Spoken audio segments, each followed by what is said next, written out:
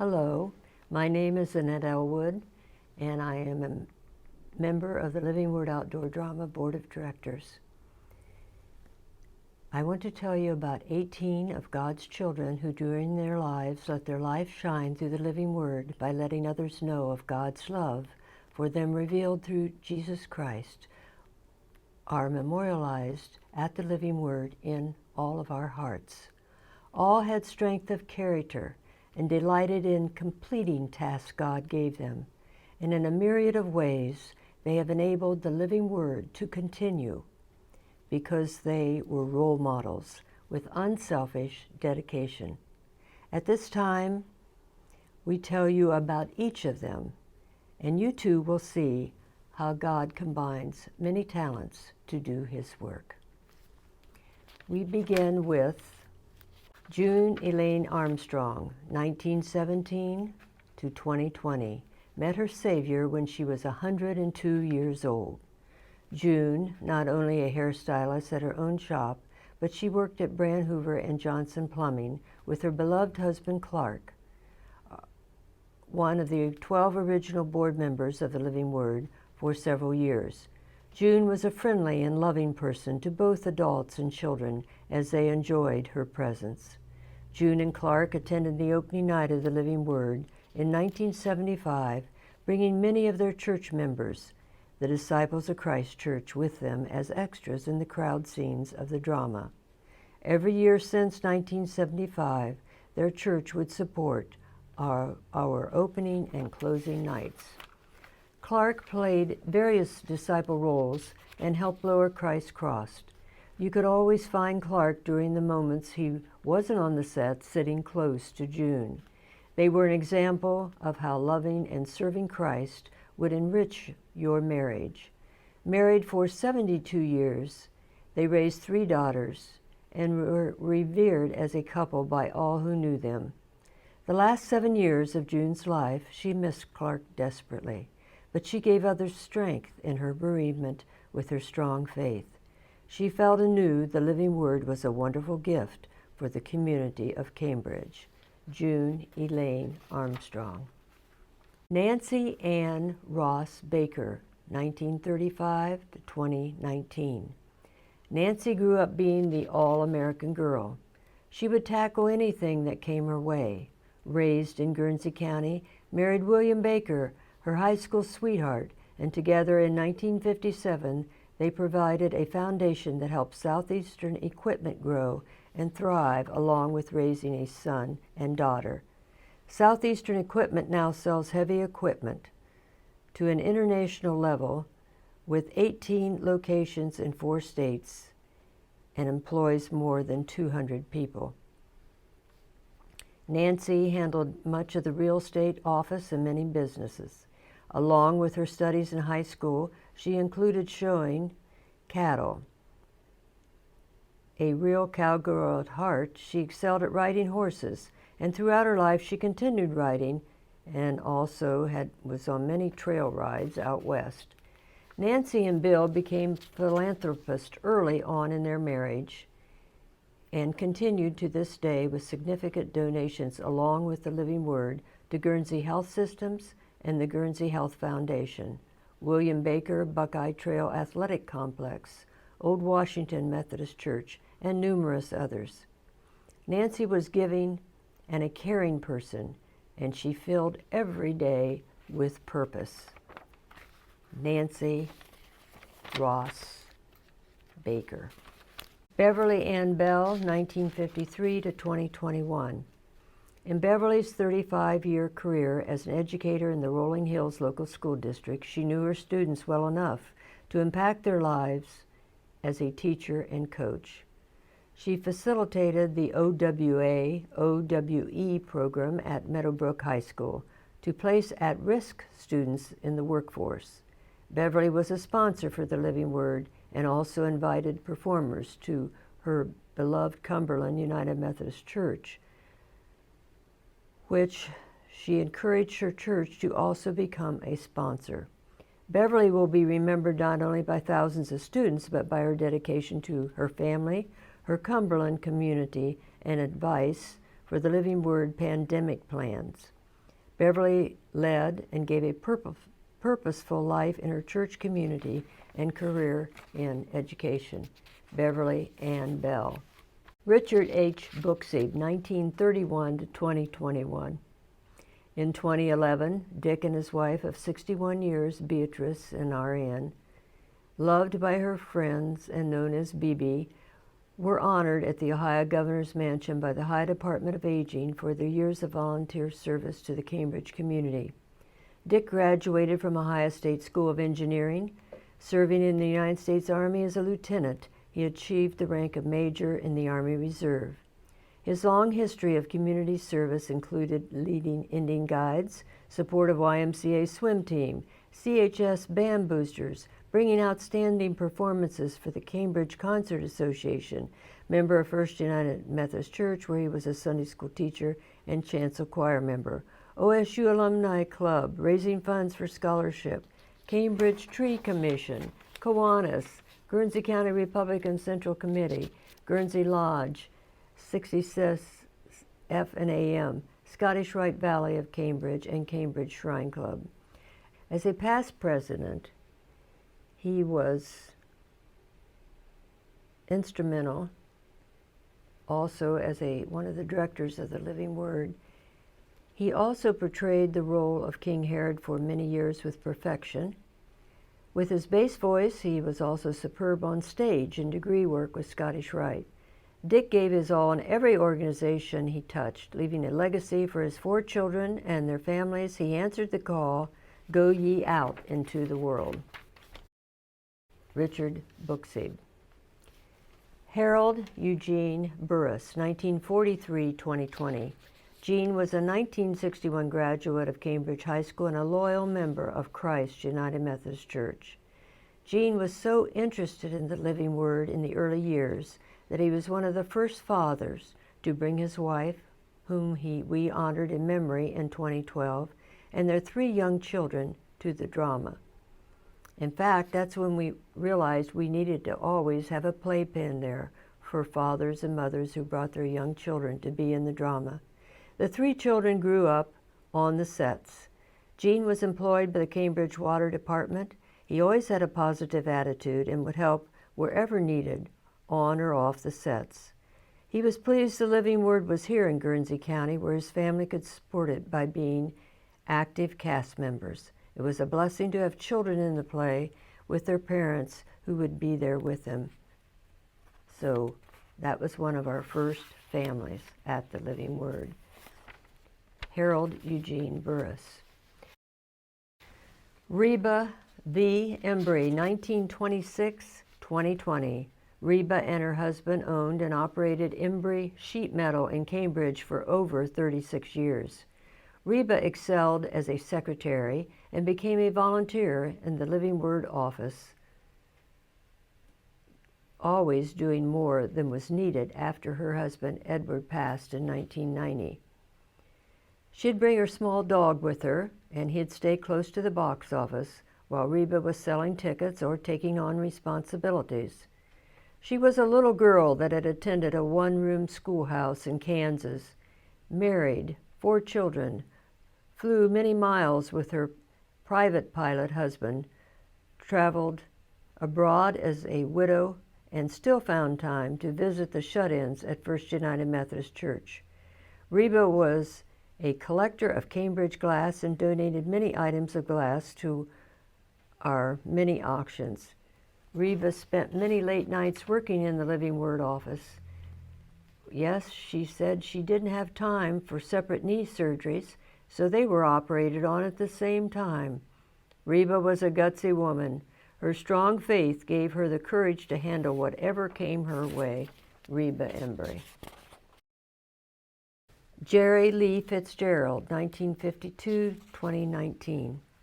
As an exceptional educator, Jerry touched many lives and minds, which was a joy for him. He truly realized that opportunity, and he was thankful. Jerry stood out on stage as he depicted the role of Peter and his son Logan and daughter Kate as teenagers participated in both technical and cast. Jerry's children were both exceptional in their responsibilities at the Living Word. one could not help notice the rapport and closeness and love Jerry shared with his children. Jerry Fitzgerald was not only a role model for his children, but for every child who was privileged to have him as their teacher and mentor. Jerry Lee Fitzgerald. John W. Caplet. John passed away due to complications of COVID-19 at age 77.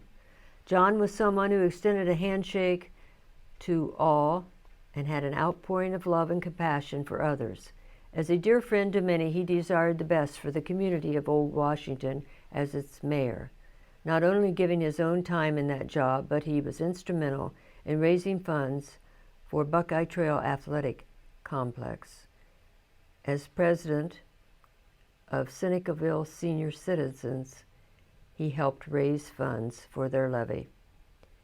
As a young boy at the age of 2, John's father, George Caplet, was killed in an industrial accident working for Ford Motor Company in Detroit, Michigan. His mother, Mildred, raised young John and his older brother and sister until she too died from complications of surgery when John was a young boy of 11 years of age.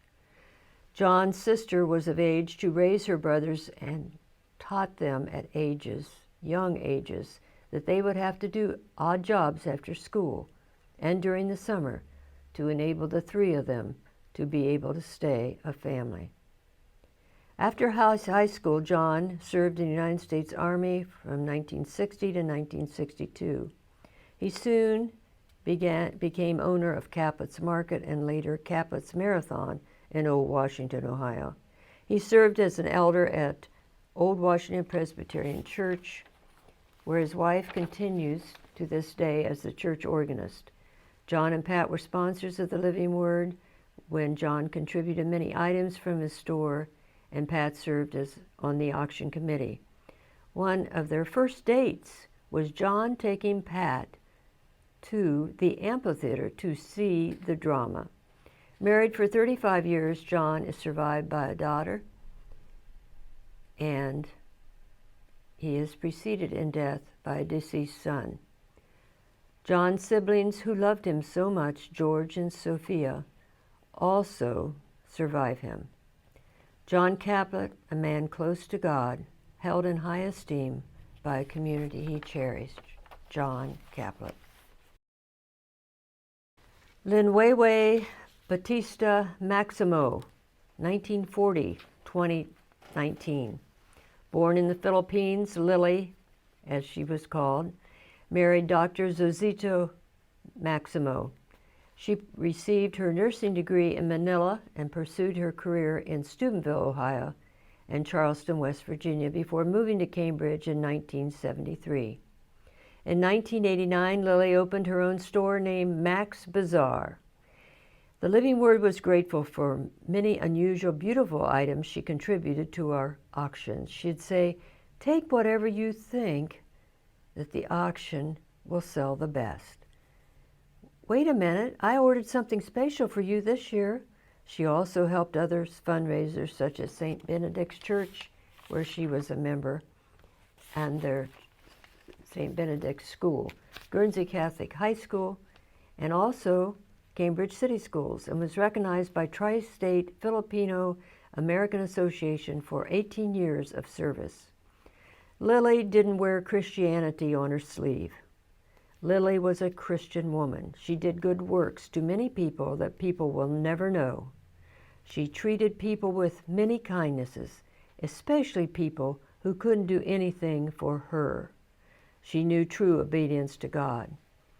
And now you know, yes, Lily was a generous person, and she enjoyed being generous. You see some of Lily in her husband, Dr.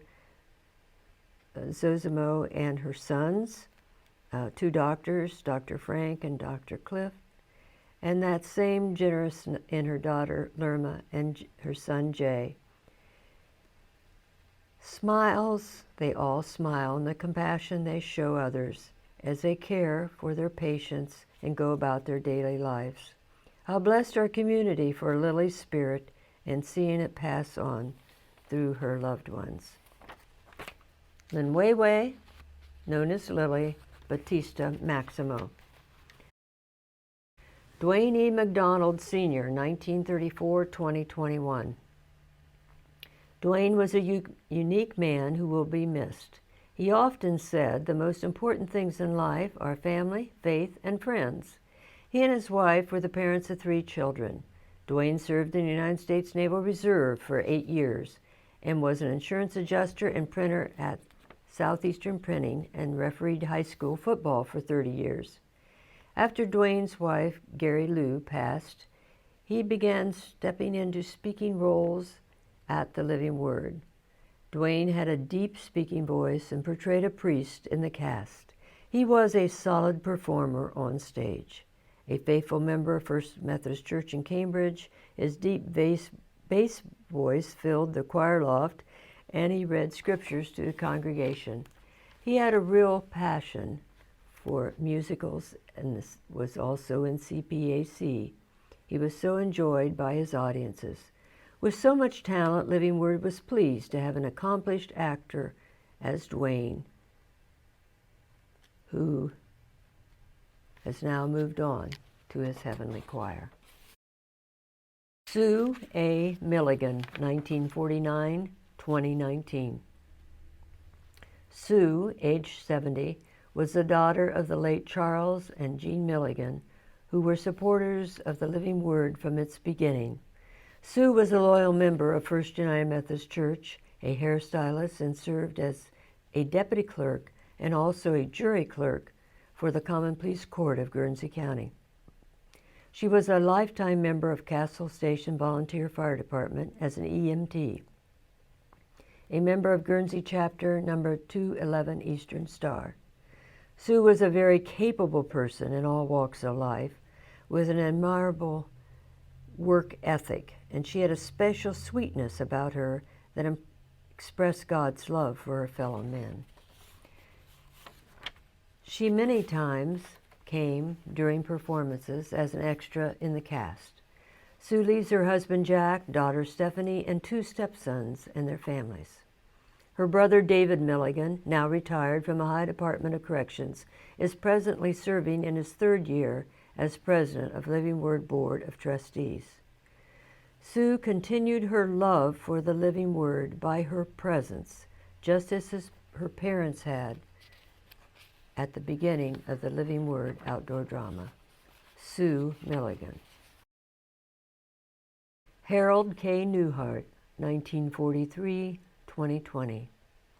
Harold Newhart passed away from COVID-19 at 77 years of age. One of 9 children of Frank and Hilda Newhart of Senecaville, Ohio. Was employed by ODOT for 27 years and also owned Tri-Coal Company. Harold raised Beagle dogs and loved draft horses, working with them on the farm and competing in horse pulls. With his strength and knowledge, Harold was a volunteer at the Living Word for our horses and driving our chariot for the audiences to admire, and he also served as a board member. Survived by his 2 children and their families, his interest in the Living Word was appreciated and drew many others to the drama who had knowledge to help with our livestock. Harold was also an example of how God uses many talents to provide for the needs of the drama, especially during the right time that we need them. Harold Newhart. W. David Ogle, 1943-2020. David Ogle passed away from complications of COVID-19. After David began his career with Ohio Power, he was owner of Scott Ogle Realty for 45 years. Not only belonging to real estate organizations, Masonic Lodge, Cambridge Elks, and golf leagues, Dave taught Sunday school at First United Methodist Church, and his fine tenor voice in the chancel choir filled the sanctuary. Yearly, the Living Word provides an auction and dinner in the spring to provide funds for the summer drama. David and his wife Carol were a couple we could count on to donate an unusual item to be cautioned. Dave had a natural friendliness about him, and he knew many people in the community. Since he was a vivacious, healthy person, his passing of COVID left his community in shock and disbelief along with his family. David Ogle. Doris O. Reed, 1925-2020. Doris Reed dedicated 30 years as an educator in Cambridge City Schools, where she greatly impacted students' lives. Doris graduated with a master's degree in hospital dietetics and later a master's in education. Doris believed in paying it forward and volunteered and contributed to various charities and organizations in Guernsey County, as well as the Living Word from its very beginning. A member of the First United Methodist Church in Cambridge, she was a perfect choice to chair our scholarship committee for college students for many years. During the summer, 2 of her granddaughters from Worcester, Ohio, were gymnasts who performed in the drama during the Herod's court scene. Her 2 grandsons, who would visit her in the summer all the way from California, would look forward to also being in the play. Her gift of education and making the world a better place has been passed on, not only to her own family as educators, but to countless others who were her students. Doris was truly a gifted teacher and very much loved by other teachers and residents of the Cambridge community. Doris Reed. Nicholas Theodosopoulos, 1921-2021. Nicholas Theodosopoulos, 93, was a much-loved and respected member of the Cambridge community, husband to Themi, whom we honored in 2018, a loving father to 5 children, had a Bachelor of Science degree in chemical engineering. He began his career as a chemical engineer and grew tired of the corporate world and bought the Coney Island restaurant in Cambridge, Ohio. His sons continue his legacy today with Theo's Restaurant and The Forum, which the community here are grateful for both establishments. Nick was instrumental with downtown events, improvements, and many community projects, and was also a member of the Church of the Life-Giving Fountain in Martins Ferry, Ohio. Nick was a godsend along with his wife, sons, and staff for providing top-of-the-line dinners for our Living Word dinners and auctions, which those attending wanted to be sure Theo's Restaurant was a caterer. Nick also taught business classes at Cambridge High School through SBA and prepared tax returns free of charge for many of the seniors in our community. The time in Nick's life was for his beloved family and for the best of causes. Nicholas Theodosopoulos, known as Nick. Glenn William Tuttle, 1929-2021, retired from Champion Spark Plug. Glenn was a farmer and had Tuttle's woodworking shop and was a member of Winterset United Methodist Church and also a member of Gideon's International. Glenn and his wife Jean were extraordinary supporters of the Living Word dinner auction. Each year we anxiously awaited what item Glenn would be arriving from his woodworking shop that he skillfully made. On one occasion he arrived with many pieces of wood and said he needed a large area to display his item. Busy displaying other auctions, the auction committee didn't pay any attention to Glenn or what he was doing. Turning around a short time later, we stood in awe at Glenn's woodworking glory, which was magnificent, large outdoor pagoda or gazebo. Excitement filled the room as 350 people attended that night and viewed what Glenn had accomplished. We are to use our gifts, time, and talents for our Lord. Glenn Tuttle was all of that, doing so with a warm friendliness to others and also with that special smile. Glenn William Tuttle. Glenna Valentine, 1933-2021. Glenna was a lay speaker in the Methodist Church and spoke at many area churches. She volunteered as a cast member, was in many scenes, also appearing on evenings we were low in cast. She laughed when questioned how she knew that we needed her that night, and she'd laugh and say, "Something just told me to be here tonight." Widowed at 60 years of age, Glenna was loved by many as her 3 children, 11 grandchildren, 17 great-grandchildren, and 2 great-grandchildren. Can't tell you. She loved gardening and cooking and watching the deer and birds. Just as the animals felt comforted in her presence, so did the cast the many nights over the years she just turned up, because it was another way to serve God's purpose, and of course that little something that had told her to be there that night, that we needed her. In her daily life, she was a spokesman for the living word, encouraging others to give for the continuation of the drama. Glenna was a precious follower of God. To talk to Glenna left you realizing God shined through her. Glenna Valentine. And now we close this segment with the 18th of the person that we miss being here. All 18 had given so much. Mary Bell Voorhees, 1937-2019. In the late spring of 1975, Don Voorhees wandered out to Frank and Hazel Roughton's farm because he'd heard something was being planned, perhaps something like Christ's story. He had with him on that day his sons and his nephews, all in their teens. Frank Roughton walked them around the future amphitheater and told them his plans. This is where the Sanhedrin Temple will be, and Herod's court over there, etc., and so forth.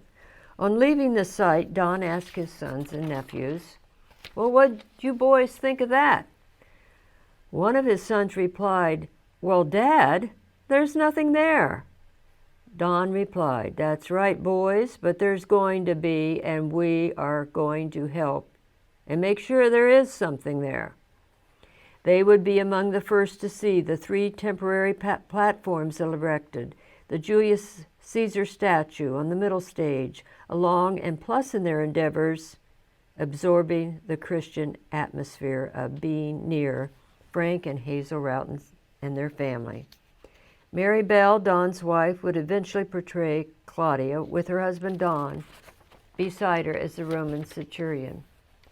Mary Bell worked as a psychiatric aide at Cambridge State Hospital, a member of Canonsburg Methodist Church, and a country western band member.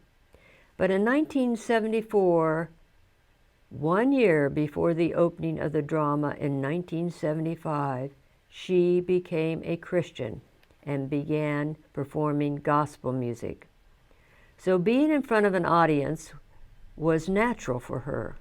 Her rich contralto voice was extremely pleasing, along with her dark beauty in the role of Claudia, in the original white dress worn in Atlanta Stadium in Frank Roughton's Behold the Man.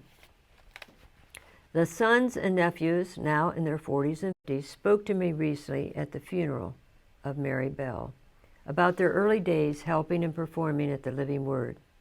They were filled with excitement as they remembered those experiences and couldn't relate them fast enough to me.